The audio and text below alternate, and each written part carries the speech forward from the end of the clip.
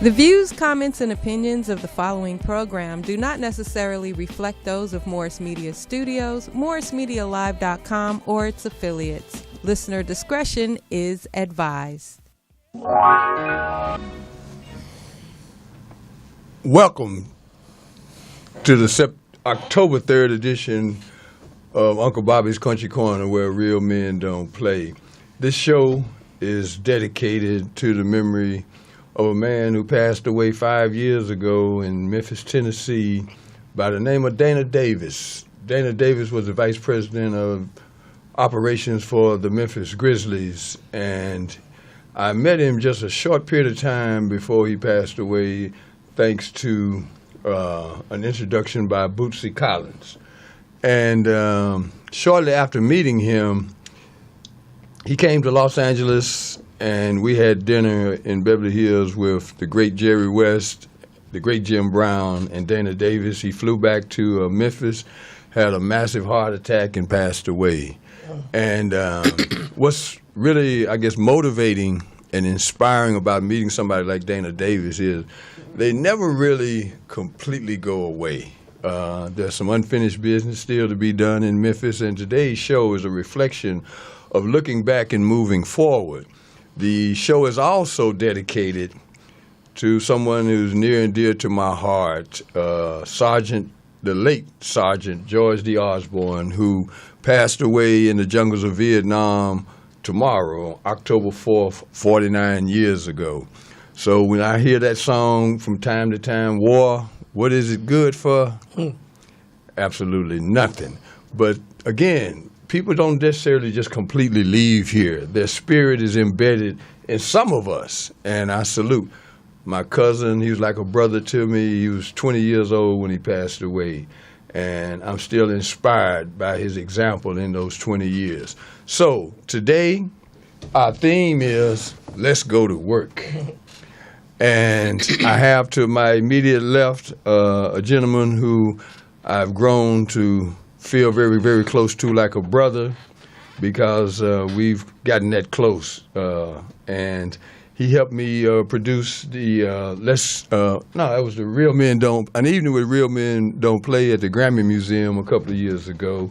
And before then, he was a curator of several museums, including right here in Los Angeles, the Mamie Clayton Museum. Now he's in private practice and has ventured into the belly of the beast, so to speak, and created a very formidable relationship with the gentleman to my far right, Brother Greg Everett, lifetime soldier and a creative soul. And what we're going to do today is talk about one of the historic parts of Los Angeles, California, the Crenshaw District, and in particular, the evolution and the restoration of the Crenshaw Wall. So, Larry, Greg, welcome to Uncle Bobby's Country Corner. Thanks for having us. Great to be here, man. So, Larry, if you would, please give the audience a sneak preview, if you would, into the relationship that was forged between you and Gary and the Crenshaw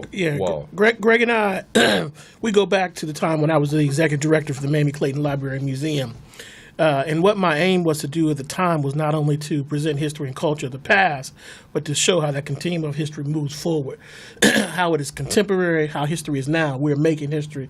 We have both classic and new masters, whether it's art, whether it's poets, musicians, all of that. So Greg was one of the first artists in residence that I brought to the museum, particularly because Greg's background is diverse. He comes out of being a DJ, throwing a party promoter. He's a filmmaker, an acclaimed filmmaker. He just has so many talents. So we connected initially as he was the artist in residence at the museum, and particularly through a project that he began called Project West, which was to really look at not only the impact of West Coast hip-hop nationally, but globally. Oftentimes, New York, and I'm an East Coast boy, New York, when you talk about hip-hop, is the mecca and the place thereof. But when you really peel back the history and understand it, the West Coast imprint is far more dynamic in many times than you find the New York imprint. And even now, the South imprint is having a similar rise in ascendancy as West Coast did at the time. So that's how we initially met. But from out of this Project West sort of initiative developed something else that Greg was working on, was to sort of restore the Crenshaw Wall mural, because the RTN crew were the ones who really took the wall for the first time beyond the days when crack was running rampant, and decided that they were going to do something to edify and beautify a community as graffiti artists, as street artists, as individuals who cared about the neighborhood they were in and using their craft to support that. But really, the person who can tell you the story on how all this sort of blossoms and comes about is really Greg himself. Well, that's a wonderful segue. I like the way you passed that ball. First, we're going to start with, what is the RTN crew? That's Rocking the Nation. Okay. Restoring the neighborhood. It can have a lot of different meanings, but Rocking the Nation is a group of artists, a collective of some of the hottest graffiti artists in the country, especially out here on the West Coast. And they've been working together since they were teenagers. And they were brought together to do this project, amongst themselves, but also who really was the driving force behind it was a brother named Mylan Mitchell, who recently just passed away. And he was the one that, connected me with them. I have been working with these artists, especially the youngster by the name of Create, throughout the years. But when this project came in 2001, I think they first started talking about it maybe in 2000. But when the paint hit the wall, I was there to try to assist them in, getting some paint and just some little doodads. But they were the ones that were really behind it. So when it came to the restoration, Mylan asked me to get involved again, but to get involved a little bit more this time. And around that time, I had just met Larry. So it was a great relationship, a great thing to put together and make this thing happen. As he says it as Mylan too, but I know him as Choice. Yeah, Choice. Yeah, missed that brother, man. Yeah, Choice one. Well, being a immigrant in California, all of this has been a learning experience for me. The difference between just graffiti and really, world-class art. So if you would, please, are you a native of California? Yeah, I'm a native of California. I was born in 1963 off of 55th and Hoover. My family moved out here and purchased their first home in 1948. That's when redlining, the restricted covenant had kind of been lifted a little bit. So it wasn't a law anymore, but it was still there, obviously. And, I saw everything happening coming up. I remember I saw the evolution of gangs. I saw the evolution of hip-hop. My father was a Panther. He was a Black Panther. That's what drove me, that and meeting a brother named Roland Freeman. Really, that's what made me do the documentary 41st and Central. So everything that you see that has to do really with Project West is more than just West Coast hip-hop. Project West really starts after the Second Great Migration, which was after World War II when blacks started moving out of the South. Some back east, some up north to Chicago, but a large part of that migration happened out here to the West Coast, which was the Los Angeles area and the Bay Area. That's where we came. Well, before we get into the crux of, this and the significance of the restoration of the wall, you mentioned Roland Freeman, someone who I knew very well and worked with over at the Community Youth Sports and Arts Foundation, right across the street here, down the street on 48th and Crenshaw.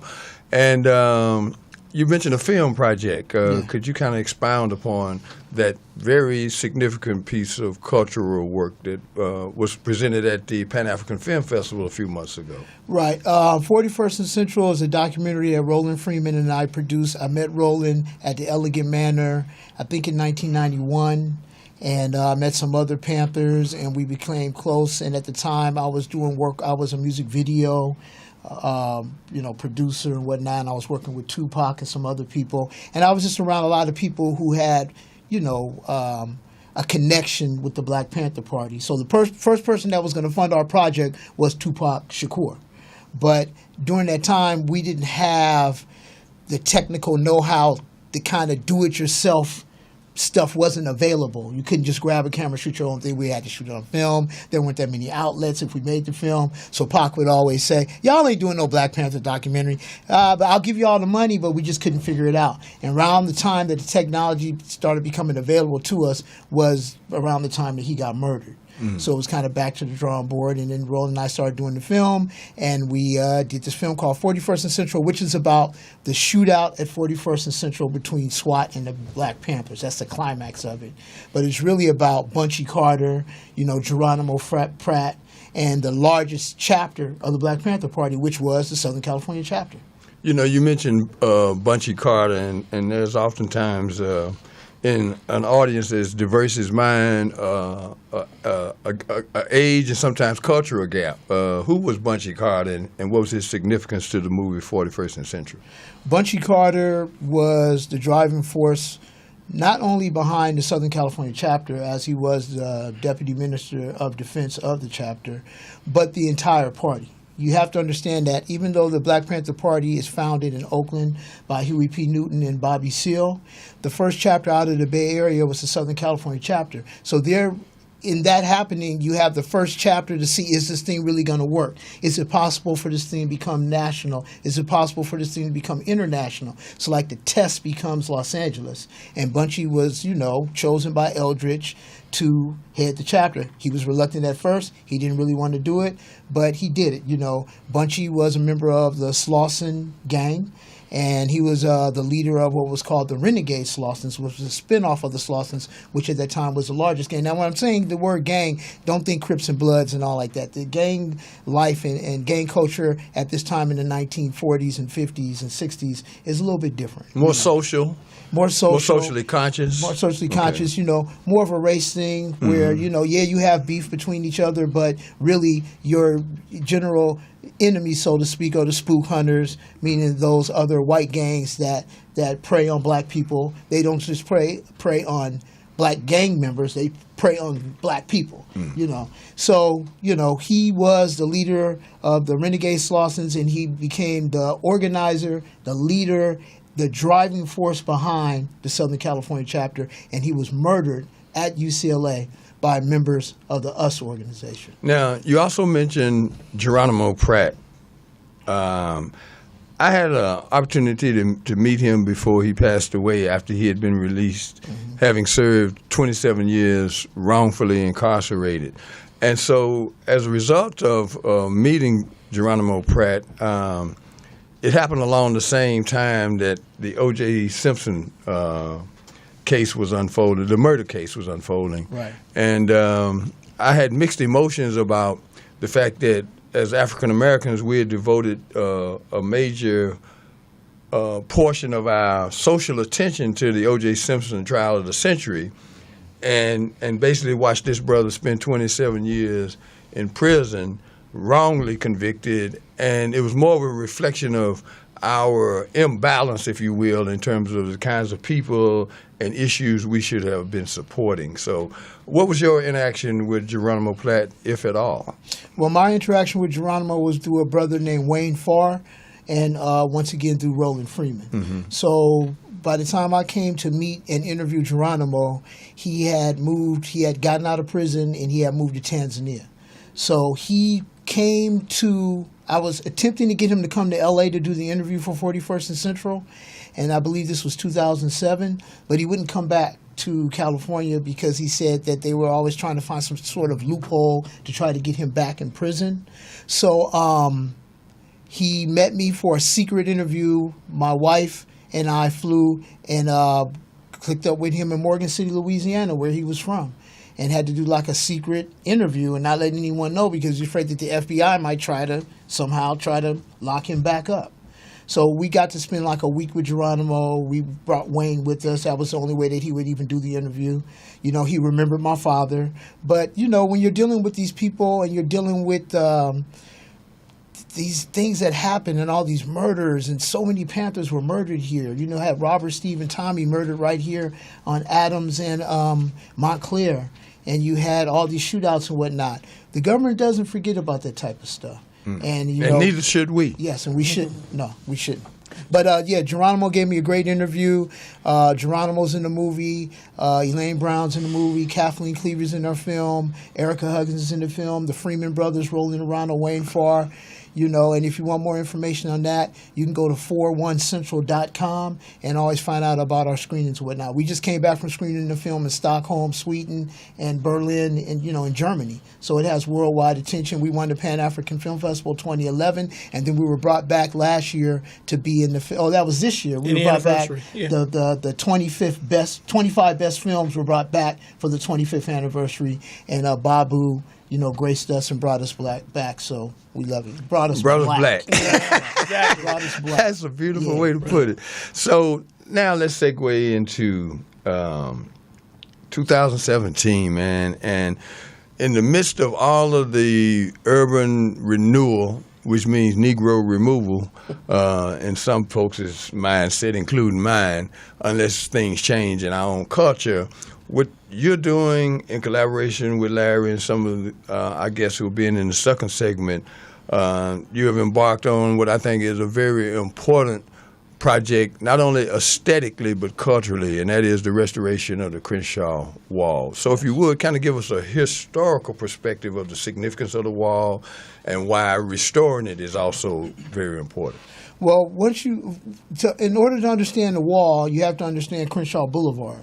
So Crenshaw Boulevard is not black until, like the 60s. That's when it becomes, what we think of when we think about Crenshaw. Prior to that, Crenshaw, like the first big thing on Crenshaw was a market down in here by Lamert Park. Then they built the Ralph's Grocery. The Ralph's brothers built the Ralph's at what now is the Baldwin Hills Mall. That would have been like 1942. And then right after that, they built the Broadway Shopping Center. And then they added May Company to that, and now that's the Baldwin Hills Mall. So during this time when all these things are happening, attention is brought to Crenshaw Boulevard, which a writer back in the day, back in the 1940s, I believe, a white writer, said that the street begins at Wealth, because it starts like Hancock Park there, and it ends at Wealth, because Crenshaw Boulevard goes all the way to Palos Verdes. But it's what's in between that wealth that gives us its flavor, and that's black people. And that started when Daniel Johnson built the Mavericks Flat Club right next door to us, right?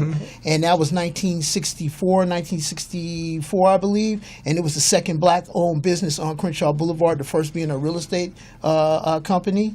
And then you got the Total Experience. You had all this attention coming here as black people started being able to, when those laws broke down, and being able to migrate here to Crenshaw Boulevard. So then you get to hip hop, which is coming once you come into the 80s.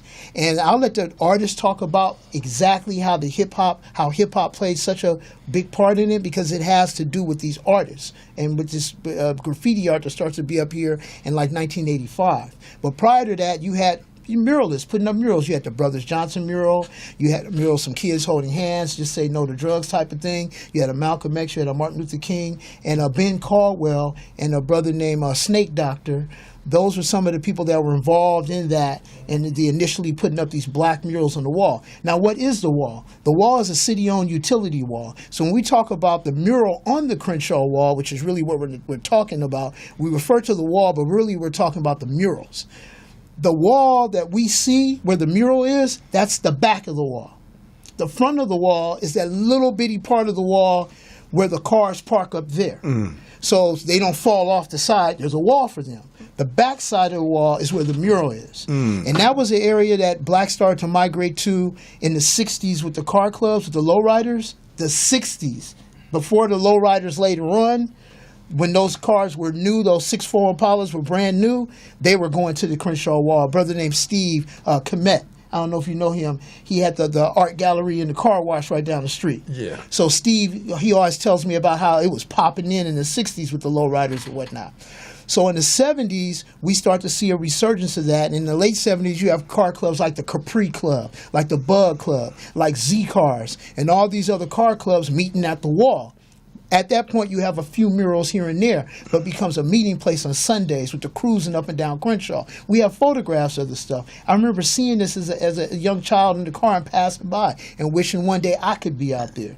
So that's like the history of gathering at the wall, and black young people and teenagers hanging at the wall, and a few murals being up there here and there. But I'll let the artist tell you, because it's an incredible story when this artist named Clever was murdered, and then this piece was put up called Drifting on the Memory.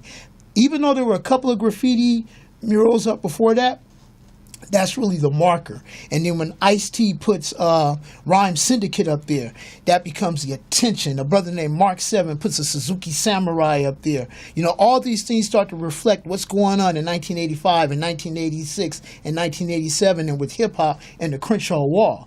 And this is something that at some point the artists got together, the Rockin' the Nation crew, and they said, you know, I didn't say it, Larry didn't say it, you know, they said, hey, let's be the first people to do it from brick one to the final brick, all 7,200 square feet, one continuous mural that tells a story. And the story it tells is our mighty contribution, the contribution that black people have had to the whole universe and to the culture itself. Pop culture, the culture of the world, not just hip-hop culture, because all culture, when it comes to entertainment, all culture that's pop culture is black culture. Inherently.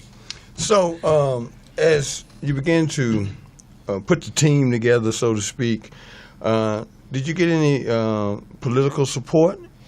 Well, this is how it is. So, you know, I didn't put the team together. The team, the real team that did it, put the paint on the wall.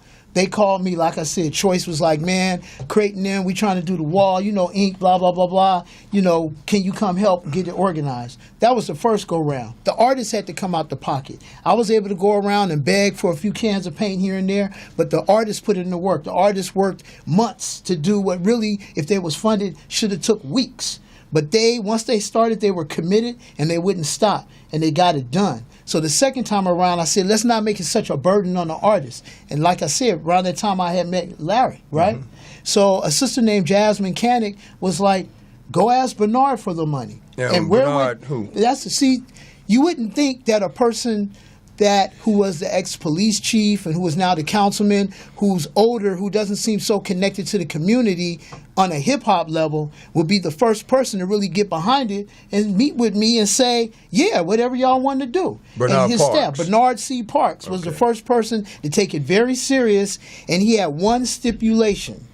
Because we had some ideas about showing other ethnicities, because the community is starting to change, the color and the little diversity. And we had some talk with some of the artists like Create and Dimmer, who thought that might be a good idea. And then we had other artists like Ink that said, no, it's not a good idea. We need to keep it what it is. Well, Bernard C. Parks was adamant about it. He was like, I'll get y'all this money if you promise to keep it black. That's what Bernard said. And we made that commitment to him, and that's a commitment we're going to stand by. So he was the first one to hook us up with Cultural Affairs. And in Cultural Affairs, a sister named Yami, Felicia, they got right behind us. And they supported us 110%. And although their funds were limited, they said, we want to help out in maybe a partial restoration. And everything started to fall into line. And then met this brother named Bobby, who hooked us up with some brothers over at AEG.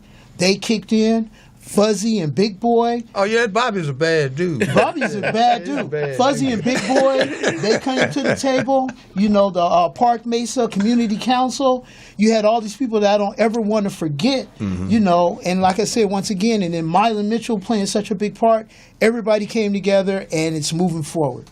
So, Larry, as the brother Greg mentioned, you got to know him several years ago, and from your vantage point, how has this project spawned and gained momentum and is moving in a direction that we feel is going to be impactful in the overall development of the Crenshaw district? Well, I just think that you'd have to be out when we're doing restoration on the wall, and the artists, we're doing restoration, and you see people drive by. And they honk their horns, they stop, they pull over, they get out, they take pictures, they want to talk to, because this wall means something to them. They grew up with it. It tells a compelling story about the black history and influence throughout the world, particularly here in LA also. But more important, it represents the stronghold of black culture in LA. You know, and there's no doubt that the Crenshaw district is changing. that Lamert Park is changing, and that there are people who are moving into the community. The real estate prices are going up exponentially. But this has always been a place of both black poverty and black affluence. When Martin Luther King came here for the first time, he would always come to L.A. because this is where he raised his money for the movement. And he went up in the Baldwin Hills to a church. And he said he went up there and he saw Bentleys and Rolls Royces and Cadillacs and Lincolns, and he just knew he was in a white neighborhood. And he didn't know that Baldwin Hills was a predominantly black neighborhood. And so maintaining this, as Gregory said, as a black enclave, as a historical black enclave, even in the midst of gentrification, is important. And the wall is emblematic of that. The wall is so emblematic of that because not only is that an important story to the people who live here, but I don't care where you go. I mean, Greg was in Stockholm and in Sweden. You know, they know about the wall. They're doing graffiti and they're doing those things internationally. So from that part alone, it's such a compelling project, and the artists who are involved with the wall. I mean, these are fabulous, renowned artists. LA has become a city for public art, for contemporary art, and we have some of the most formidable, foremost black artists throwing up works on the wall. I mean, it's like coming to your house and living and having a Picasso. You know what I mean? What's your enriched life when you walk past something like that every day? So being involved in the project for me was important because I have a museum background. I come from a background in the arts. And as Greg said, I wanted to be involved for several reasons. One, that these artists are able to get their just due, right? That they can be compensated adequately. But also that when you talk about a destination in LA for culture, for art, you think about Crenshaw. So, you know, I think the project is progressing tremendously. We don't have all the money we need to complete the project yet. We're still soliciting funds. We're going piece by piece. But the commitment that we have been getting from people as we share the word has been a marvelous commitment. Now, you mentioned when you first started this journey, Bernard Parks was the councilman in what is the 8th District, is that correct?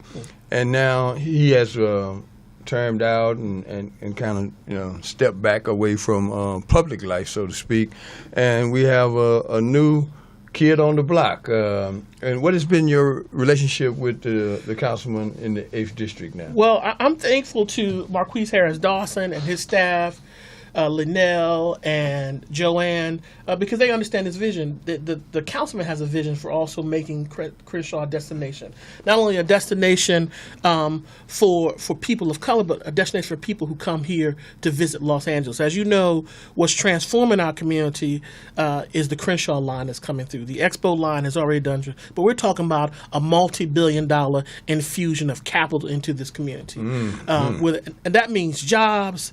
That means so many different things.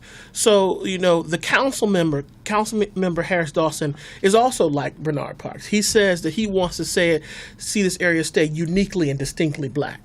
And they have gotten behind this project. And this project, the Crenshaw Wall, in actuality will probably fold into a larger initiative to transform Crenshaw into, this wonderful artistic destination place. So we're thankful for all the folks who have gotten behind this project. And more importantly, I can't say it enough, I'm thankful that I'm able to take part of it with the artists and also with the community itself, because the community is behind it. So, Greg, as a lifelong resident of Los Angeles, how important is it to you that not only the wall is restored, but there is a presence of people who look like us in this particular segment of Los Angeles? Well, one thing I like to say is that I hope we see that presence in those jobs that Larry's talking about. There's going to be an opportunity, like he said, there's going to be a lot of jobs created. But let's see those jobs be taken by people who live in the community, people that look like me and you. You understand? Let's make sure that we benefit from all this stuff that's going to happen, because it has to be more than just art that we see. It has to be more than just some black faces on the walls that we see. The people have to stay. The young people have to stop selling their property because their elders passed away, and then they want a quick cash out. So they sell the property and get the money. Last house on Larry's block, 5 minutes away from here, went for $850,000. Now, you're telling somebody in their 20s or their 30s or even their 40s that they can just cash out of the house that they grew up in, that their mom and their daddy owned, they're going to go ahead and just look at that fast money and move out here to Palmdale or Lancaster or something. But we have to educate the people that the land is very, very important. The land is very, very important, right? And that we have to hold on to the land. Rent it out. Do something, but don't sell it because we're going to get priced out. And the other ones of us that are starting to make money, we can't afford to buy the property. And then we're going to look up, and where are we going to be? Scattered all over the place. This is the best property right here, Crenshaw Boulevard, in between like Jefferson and all the way up to Florence. You're 10 minutes away from the airport, 10 minutes away from the beach, 10 minutes away from downtown. These people that left out of here and during the white flight, they regret it. They wish they didn't leave because they left the prime land, our property, and we got to keep it. And we got to keep our presence here. And it has to be more than just the art. We got to stay. Well, you know, as we close out this first segment, I want to thank a very close and dear and amazing friend of mine who's also featured in my book, Real Men Don't Play, Kevin McDowell. He's the Executive Vice President of AEG, formerly known as On Shoot Entertainment Group. And he allowed us to sit with him and share the vision that is now becoming a reality. So I want to thank Kevin and AEG. And what's the other brother's name that we also met with?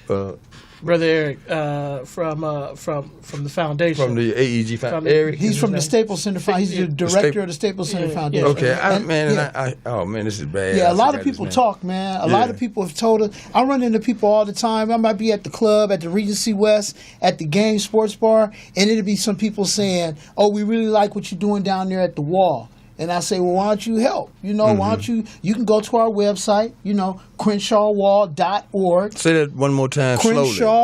CrenshawWall.org. Hit the donate button and make a donation. I understand people ain't got a lot of money, but they at the club popping bottles and stuff, but they ain't donating to the wall to help out the artists. And there's more to it than just the mural on the wall. We're doing a film project. We're doing an app that would take you on a guided tour of the wall. It will use GPS. I'm not supposed to speak on it too much because no one else has done it exactly when we're talking about doing it, but we're going to use satellites so you know exactly what you're in front of on the wall, and then it will take you to a film produced by us, a short, explaining what you're looking at. What does that mean? What do those images mean? From the black woman blowing life into the universe, to the slavery, to the Amistad, to the Black Panther Party, all that stuff that's on the wall. People need to be able to go on a guided tour. So we'll be using the app to do that. So we are trying to desperately raise funds to continue with all the aspects around the mural on the Crenshaw Wall. And Bobby, there have been so many people who have helped us. And Greg is right. We're still looking for support, and we're thankful for all of it. But I would be remiss if we also didn't thank the Museum of African American Art, right here in Macy's Mall, who has also provided, as a nonprofit agency, that place where you contribute to this project, you're making a tax-deductible gift. You're making a donation to a nonprofit corporation, and they've so generously helped to serve and move this project along. So we're just delighted to have that kind of support, and to have your support, as you said, the support of AEG and many others. And we want to keep this thing moving because really, as we said, Crenshaw is transforming. It is changing. You can walk down the street anytime at 11 o'clock at night, and I call them dog walkers. Single white women walking dogs. That's a sign. That's a sign that this community is changing. They feel safe.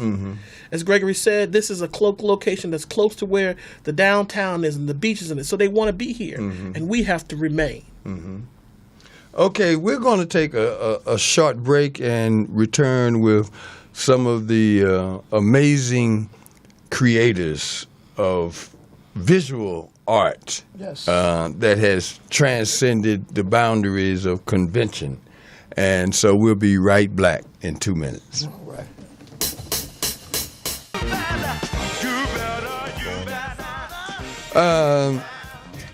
That song by the mighty OJs spoke to my generation in real time, and here we are in 2017, and you still got to give the people what they want, even if they don't know what they want. It's coming.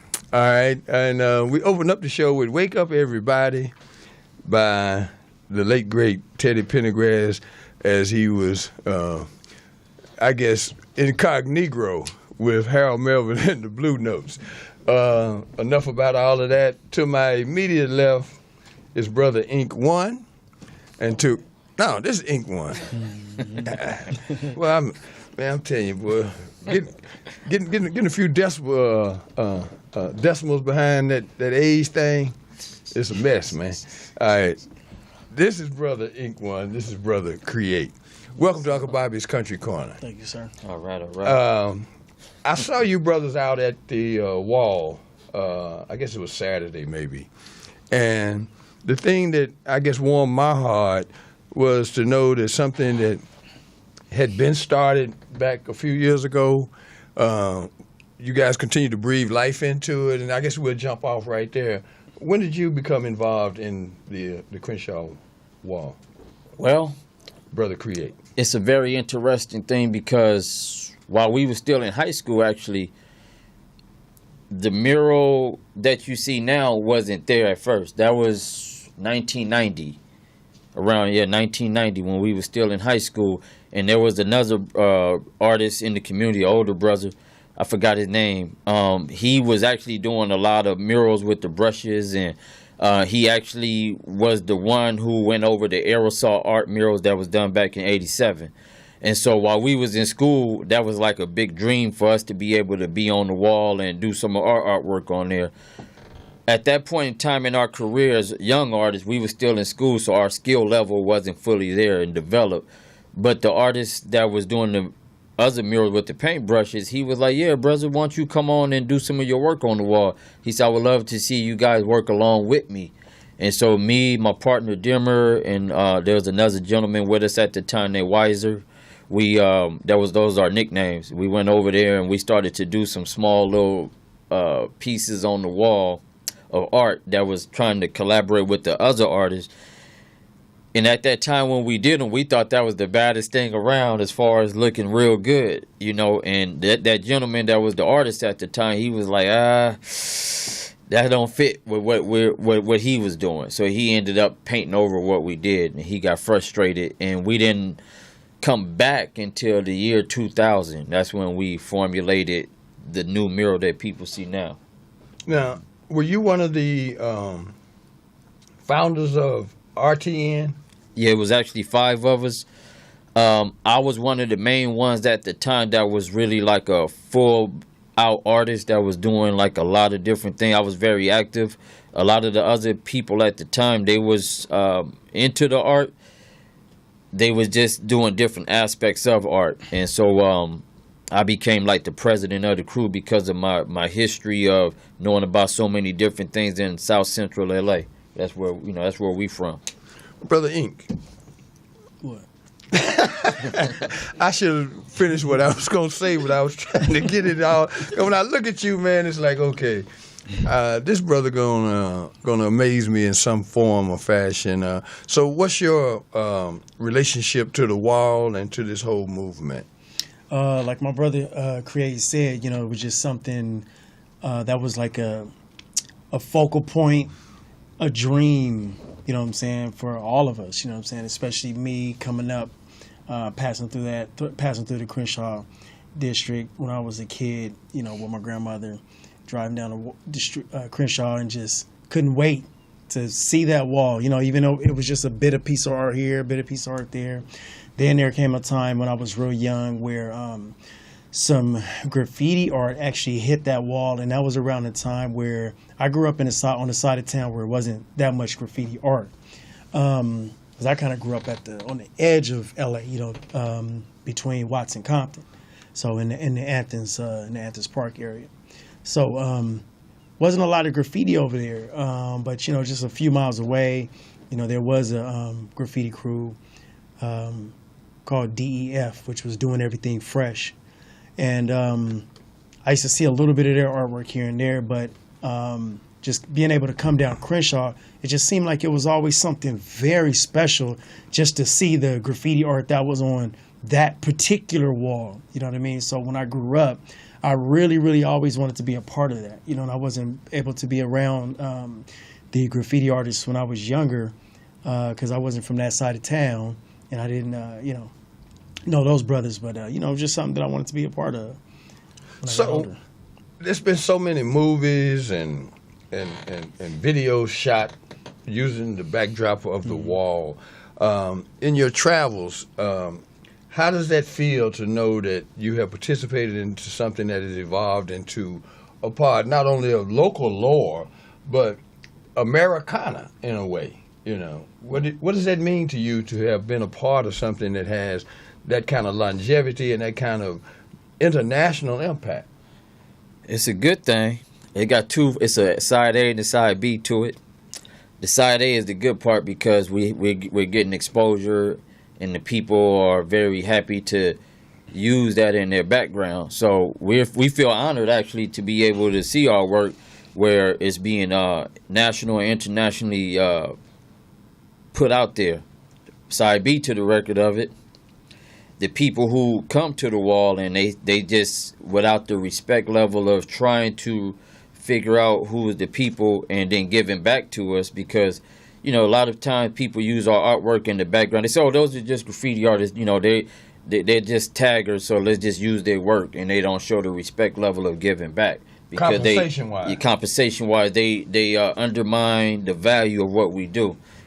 We took a lot of years to build up our skill levels to be the artists that we are, and not too many people could grab a spray can and do the things that we do. At the skill levels that we're at, we actually are like creative magicians, where we blow people's minds with the dynamics of how we use a spray can and make clean, straight lines, how we blend our colors so smooth into where people like, wow, man, you guys did that with a spray can? And they like, man, they're blown away. I'm one of them. Oh, yeah, okay. And so what does it mean to you? How did it make you feel when you see a movie, a video, a still photograph that has been integrated into a picture, film, a video? Well, it's a side A and a side B to that. It's something that I love to see. Like, when I'm just, because I don't watch TV much, or even music videos or whatnot. But when I watch a lot of documentaries. So when I do see something pop up on a documentary, I'm like, oh man, look, what I'm saying? Oh, I did that right there. So my boy did that. I know who did that. Mm-hmm. You know what I'm saying? Just it makes me feel awesome that people are seeing it, and then it makes me feel awesome that that we were able to create something that captured people's mind to say, hey, man, let's go film in front of this right here. Like, this is not down there, not that mural, not that graffiti, not at the beach, not over there, but in front of this. Like, we got to film right here. So, that makes me feel wonderful, that people feel like that I can produce a piece of art that will capture somebody to say, hey, I want to film in front of this. We got to have this on our movie, on our music video, on our record cover. Because, I've even met guys, well, not met a guy, but just a quick story where, one of my buddies passed me a CD. He was like, I was like, man, you got to hook me up with some of your music. So he passed me one of his CDs, and it was something familiar about the cover. But it didn't grasp me at first, And when I got home and I put the CD in, and then I'm looking going, wait a minute, that's my artwork on the cover. You know what I'm saying? They try to use my artwork on the cover, Mm-hmm. So like I said, just seeing it is awesome. But at the same time, when I'm looking at a film, a documentary, a video, a record cover, somebody's making a little bit of money off of this. I know everybody's not making money, but somebody's making some money. They paid for the film crew. They paid for the what do you call it? The artwork. All of that. They paid for everything, the editing and everything. But I'm at home like, dang, man, I can't even pay my rent right now. You know what I'm saying? And these dudes got my artwork like all over everything. I want a little something in my pocket. That raises the following question: is anything being done, or is anything that can be done to protect what, in the broader strokes of things, would be intellectual property, as far as what you guys do?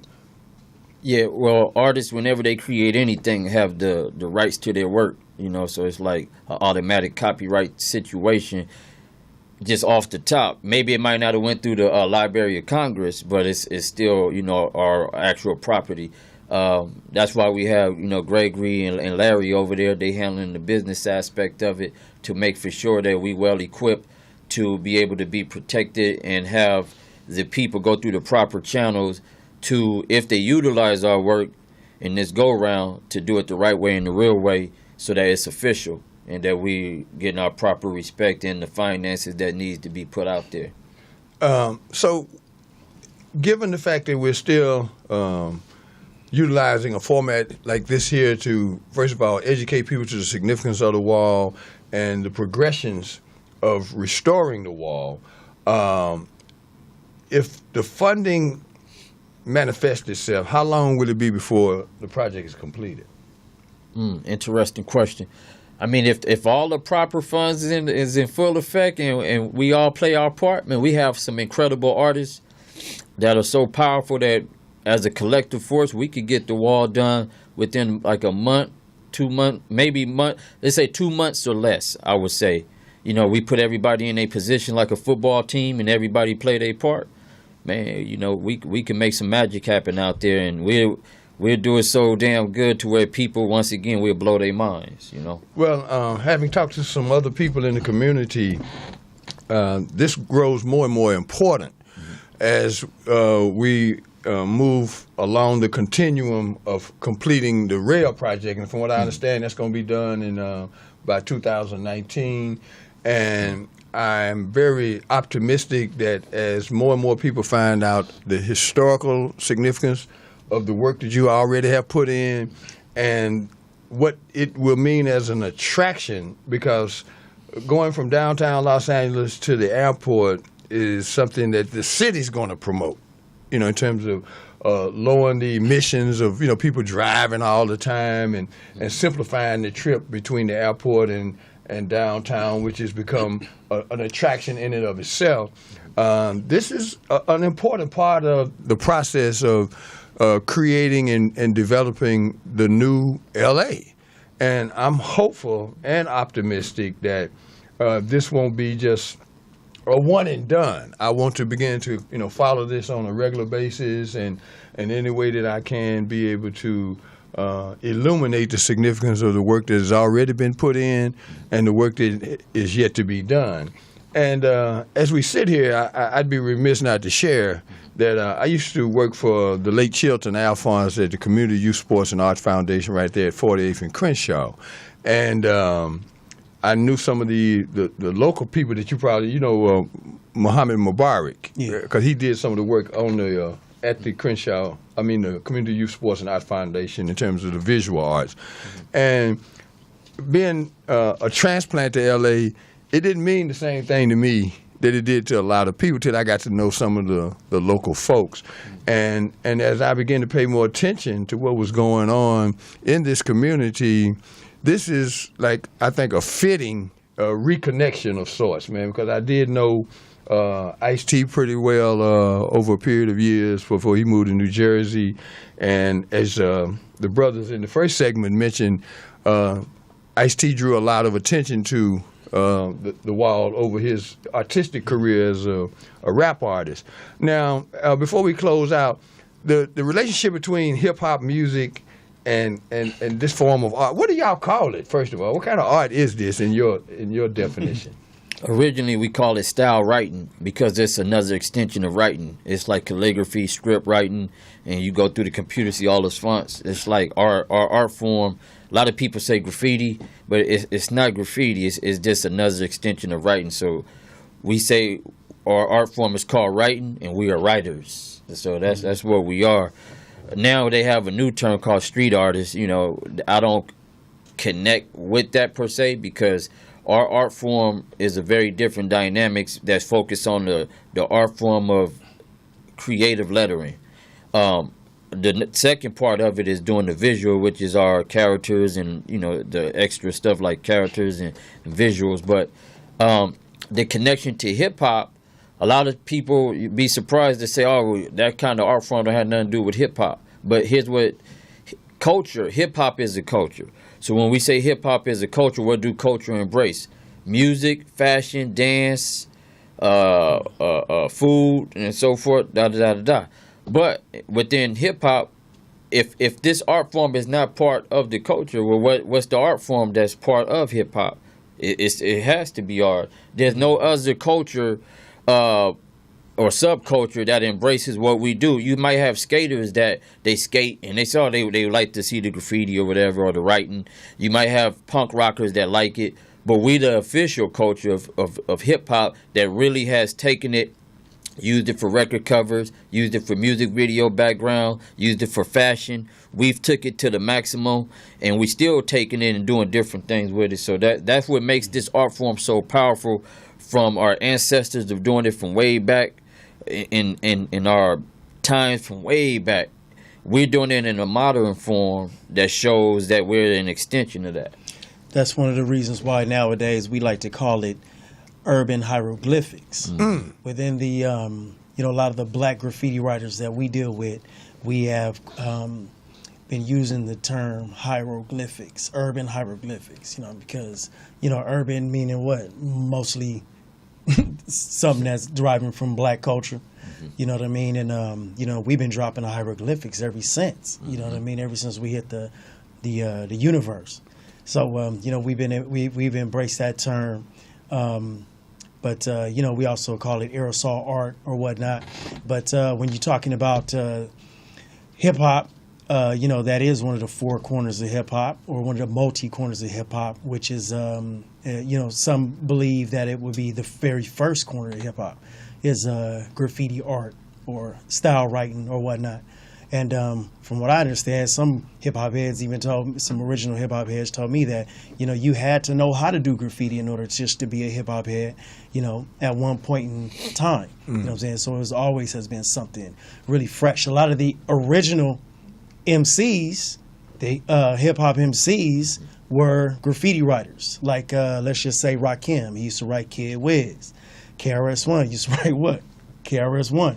The Beastie Boys was graffiti writers. A lot of, and then a lot of the culture, as in fashion. From what I understand, and what I've been told, that the original airbrush crew from New York City, called the New York Shirt Kings, you actually had to have a New York Shirt King graffiti. Airbrush T-shirt on, just to be able to be accepted in the hip hop culture. When just to be, because there was like a rites of passage in hip hop, and one of them, coming out of Brooklyn and the Bronx, was to own was to be able to go to the New York Shirt Kings, which they were graffiti writers. You know what I mean? We had Fade, who was a member of the TNT crew, and they were doing airbrush T-shirts.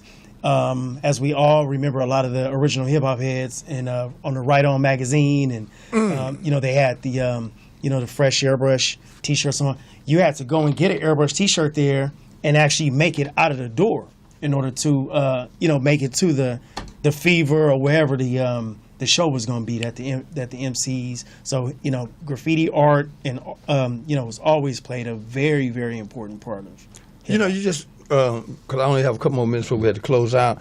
Do you have an apparel line? It's coming. Yeah, okay. It's been here, came back. Okay, always it's time for us to really, dig into that, man, for real. Mm-hmm. And as I do close out, I want once again for you to, one of you guys, to say what it is, where people can go. What's the website again? CrenshawWall.org. There you go. Yep. CrenshawWall.org. Is that all one word, or you can just put it in any configuration? CrenshawWall.org. What's happening in this community is, for me, and I'm a wordsmith, and I can't seem to capture in a word what this means to be at this particular location in the Crenshaw district at Morris Media Studios. And from time to time, some of my guests come in, and O.G. Portis will light up because she's been a part of this experience. Even though she's originally from Oakland, California, she has embedded in this community for quite some time. And as I close out, I want to echo a theme by the late Booker T. Washington. Cast your bucket down where you are amongst friends. And there's so much talent, there's so much positive energy in this community, and so goes the Crenshaw district, so goes the nation as far as I'm concerned, because we're on the cutting edge of a transformation that's going to be replicated in many ways, good and bad, around this country and the world. And I'm inspired to have had an opportunity to have you brothers on the show. And again, this is going to be a place called home, and we're going to continue to illuminate models of possibility and best practices here at Uncle Bobby's Country Corner, where real men don't play. And that will conclude today's show. And as always, thank y'all for letting me be myself again. Until next week, we're out of here.